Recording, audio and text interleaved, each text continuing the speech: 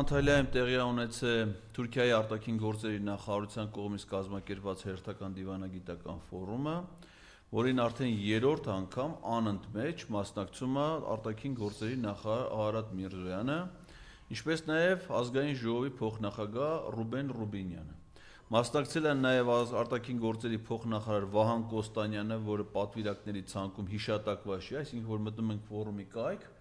եւ նայում ենք թե ովքեր են մասնակիցները։ Որպես օգնական, դե նա ամբողջ կյանքում եղել է Արարատ Միրզոյանի օգնականը, չէ՞։ Փոխվարչապետի օգնական։ Կամ էլ են բաները հասցնող, այն sense խոտը 024։ Weet ի՞նչ է։ Քաշնա։ Հա։ 024 գրամ։ Հա։ Հիմա չի լինում ավել պակաս այդ կամ 024։ Դե Արթուր Հովհաննիսյանի մոտից այդքան են հայտնաբերել։ Դե նա իր չափը գիտի։ Հա։ Նա գիտի ճիշտ չափը։ Ուրեմն այդ ֆորումը կազմակերպում է Թուրքիայի արտաքին գործերի նախարարությունը, ոչ թե ինչ-որ մի միջազգային կազմակերպություն, ոչ թե անկախ կազմակերպություն, այլ հենց Թուրքիայի արտգործ նախարարությունը։ Կազմակերպում են իրենց գործընկեր բարեկամ դաշնակից պետությունների հետ տարին մեկ անգամ այդ հանգստյան քաղաքում Անտալիայում արտաքին քաղաքականության իրենց հարաբերությունների կարգավորման հարցերը քննարկելու։ Եվ Հայաստանի արտգործ նախարարությունը պաշտոնական պատվիրակությամբ դրան մասնակցում է։ Եվ այդ մասնակցության ընթացքում արտգործ նախարար Արարատ Միրզոյանը նաև երկկողմ առանձին հանդիպում է ունեցել Ադրբեջանի արտաքին գործերի նախարար Ջեյհուն Բայրամովի հետ։ Ուզում եմ հիշեցնել մեր հեռուստադիտողներին, որ իրենց նախորդ հանդիպումը, սա այդ համաձայնագրի մասին հայտարարությունից հետո առաջի հանդիպումն է, կրկին Թուրքիայում։ Դրանից առաջվա հանդիպումը, որ իրանք իրար ֆիզիկապես հանդիպել են, եղել է 2024 թվականի հոկտեմբերի 28-ին Ստամբուլում։ Այսինքն ստացվում է, որ Արարատ Միրզոյանը Ջեյհուն Բայրամովի հետ մենակ Թուրքիայում է հանդիպում։ Բա ուրիշ որտեղ դու հանդիպել։ Ну, ասենք կարային հանդիպեին։ Մեկի պապանա, մեկի հոպարն է այնտեղ նստած։ Ու այդ ես գրել է, ել իմիջիայից արունակից են, հոգեզավակ են, ինչ են իրանք։ Հա? Այդ ծանր բանը թողել էի մեր ընթերցողների վրա, բայց էտա կամ բան պիտի լինեն։ Չեմ կարող ասեմ, տեղեկություններ կա, որ Արարատ Միրզոյանը ժամանակին, երբ որ աշխատել է Հայոց ցեղասպանության թանգարան ինստիտուտում, Վլադիմիր Վարդանյանի հետ, ով որ հիմա ազգային ժողովում պետաիրավական հարցերի հանրաժողովի նախագահն է եւ Արարատ Միրզոյանի ամուսնության քավորը, նրանք միասին աշխատել են ցեղասպանության թանգարան ինստիտուտում։ Ցեղասպանության թանգարան ինստիտուտի նախկին տնօրեն Հայկ Դեմոյանը հայտնել է, որ այդ ժամանակ թանգարանից անհետացել են կարևորագույն նյութեր, փաստաթղթեր, իսկ ավելի ուշ հայտնվեց, որ Արարատ Միրզոյանը կապ է ունեցել Թուրքիայի հատուկ ծառայությունների հետ։ Այսինքն, որպես ցեղասպանության թանգարան ինստիտուտի աշխատակից, Թուրքիայի հատուկ ծառայությունները փորձել են նրանց միջոցով արժեքավոր իրենց համար տեղեկություններ։ Հետո իրան դարձրել են կրկնակի գործակալ։ Այո, բռնել է իրեն։ Հետո այդ ինչ որ ասում եմ, այս նոր բաներ չի, սրանք մամուլի տեղի։ Հիմա Թուրքիայի հատուկ ծառայությունների նախկին ղեկավարը, ով որ ղեկավարել է այդ process-ը, Հական Ֆիդանը Թուրքիայի արտաքին գործերի նախարարն է։ Եվ Անտալիայի ինչն է, այդ եմ հարցնում, Արարատ Արարատ Միրզոյանի գործատուն։ Հիմա Արարատ Միրզոյանը, որ գնացել է Անտալիա, նաև առանձին հանդիպում է ունեցել Թուրքիայի արտաքին գործերի նախարար Հական Ֆիդանի հետ։ Եվ ինչն է հետաքրքիր, որ չի հանդիպել այնտեղ նույն Անտալիայում գտնվող Ռուսաստանի արտաքին գործերի նախարար Սերգեյ Լավրովի հետ։ Այսինքն սրանք հերիք չի իրանց հանդիպումների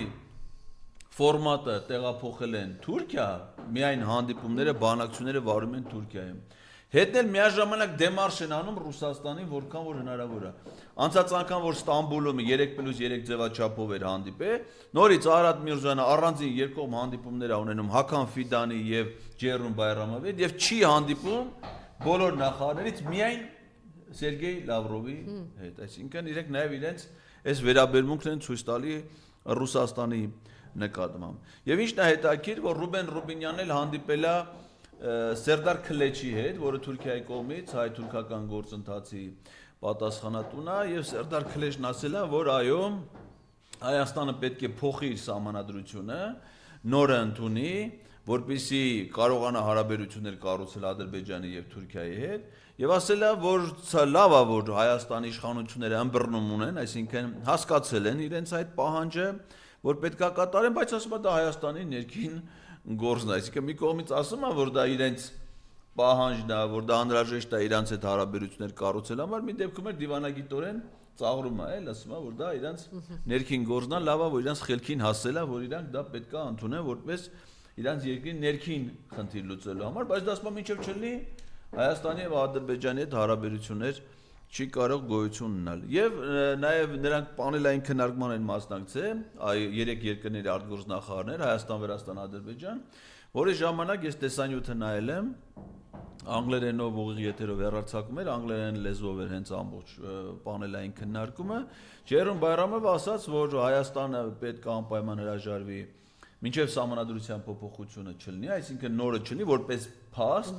իրենք չեն պատրաստում ստորագրել այն համաձայնագիրը, որը կոչվում է համաձայնեցված համաձայնագիր։ Իսկ խաղաղության պայմանագիր կամ պատերազմի պայմանագիր չի լինելու, նո, ասեք ով որ պետք է ստորագրի, ինքը ասում է, որ դա չի լինելու եւ այդ նախապայմանը ոչ թե նախապայմանա, որի շուրջ պետք է պայմանավորվածություն ձեռք բերել, այսինքն որ Հայաստանը խոստանա, որ իրենք դա անելու են,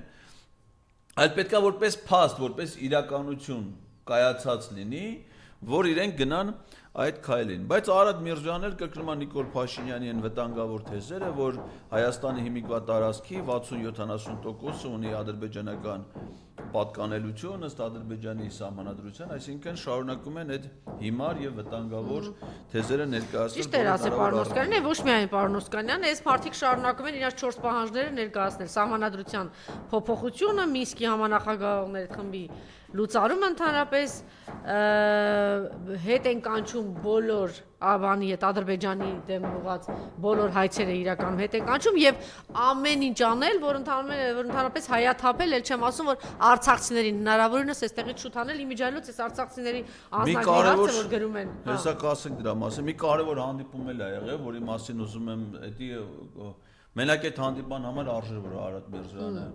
գնար, երկար սպասված հանդիպում է, որովհետև երկար ժամանակ մեր հասարակության մեջ քննարկվել է այդ հարցը, ամեն հայի սրտից բխած, տենց կարանք ձևակերպենք, ու շնորհավորում եմ այդ հանդիպումը կայացել է, բոլորը սպասում էինք, Անգոլայի Հանրապետության արտաքին գործերի նախարար Տետե Անտոնիոյի հետ